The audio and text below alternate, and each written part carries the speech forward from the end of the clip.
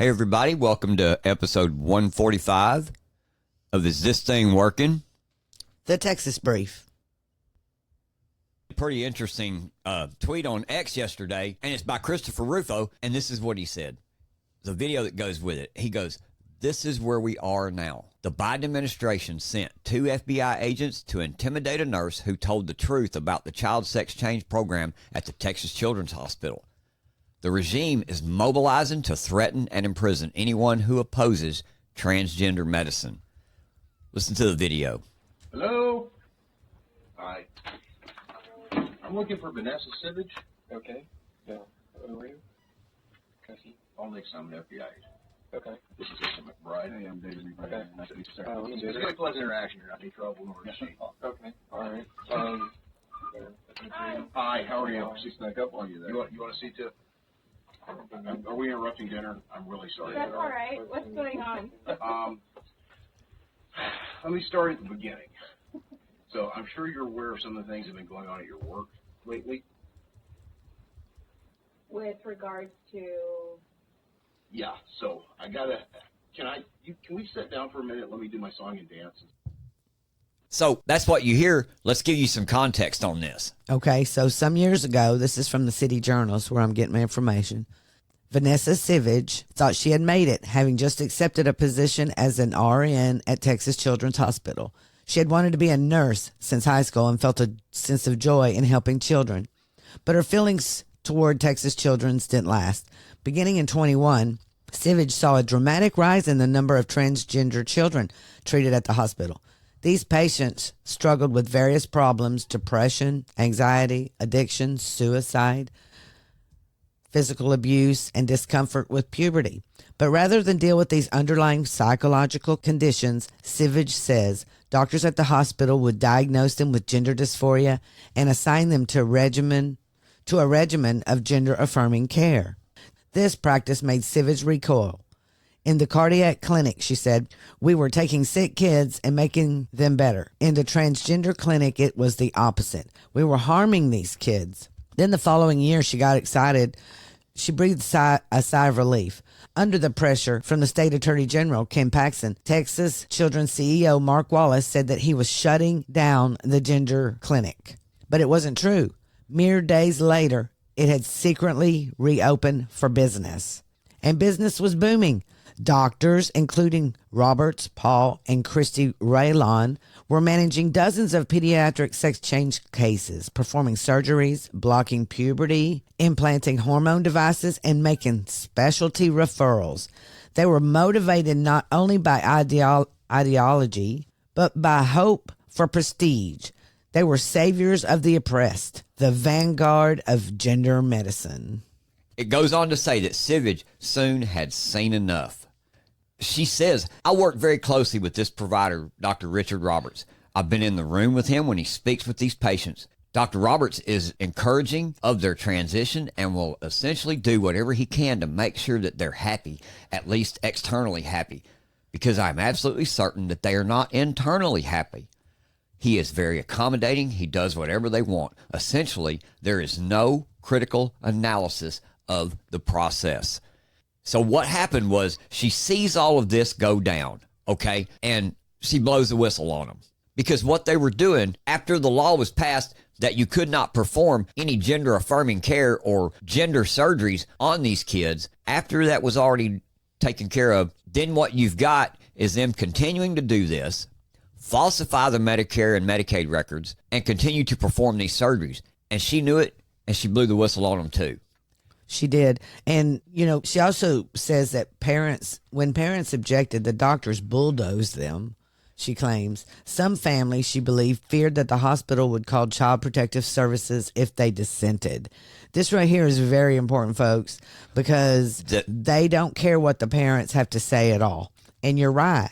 Now they do call Child Protective Services on you, but I don't see how this happens in Texas. Okay, and the crazy thing is that you would think that once they were found out that they had to shut the clinic down, then they get found out that they just ignored that and continued to do what they were doing and commit the fraud and all of that. You would think that at that point the FBI would turn, or the Department of Justice would turn and go after those who are breaking the law. But they didn't. And that's the craziest part.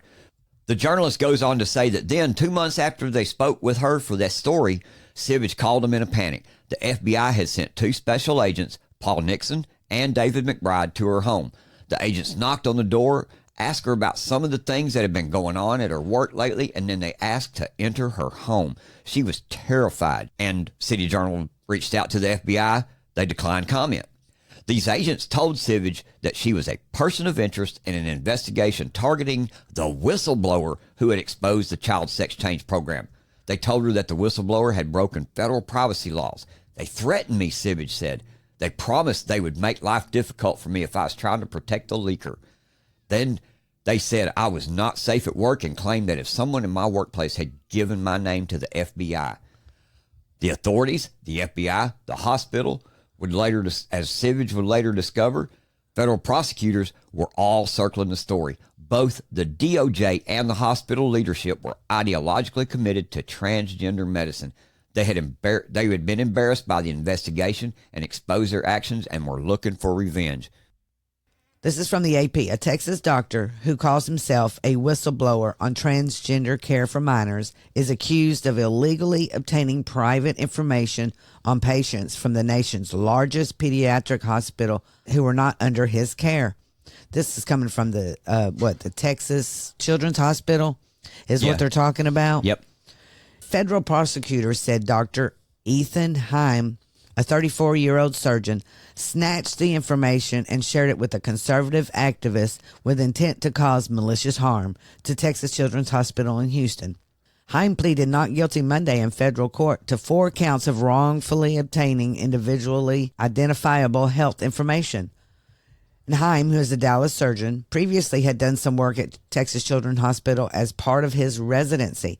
The indictment against Heim alleges that in 2023, he asked to reactivate his login there to access information on pediatric patients not under his care, including names, attending physicians, and treatment codes, then turned over the information to a media contact. They're talking about that Chris Rufo article that we were talking about the other day with that nurse that the FBI came to her house. To her house to intimidate her? I think it was on the same day that the FBI showed up at his house to tell him he was been indicted. Wow. As if people don't know, what was going on there was that the Texas law said that you cannot perform these transgender surgeries or any gender-affirming care in the state of Texas anymore. And they went to the Texas Children's Hospital with this. The CEO, Mark Wallace, was supposed to have shut the thing down, told the Attorney General that he had shut the thing down, then began to continue the treatment care, but frauded Medicare, Medicaid, and the rest, and was frauding the procedures and the other things that they were doing by listing them as other things. And so that fraud happened. Dr. Heim seen it, knew it, and he exposed it. Yes, and he's a whistleblower. And the AP, which is very left-leaning, by the way, I read what they have gotten from the Department of Justice. But I'm telling you right now that they're going after him. If you noticed, if you're a conservative whistleblower, or not even conservative, because I don't know what Dr. Heim is, if you're a whistleblower against the narrative, against what the government wants at this point, then you are dog meat, it would seem.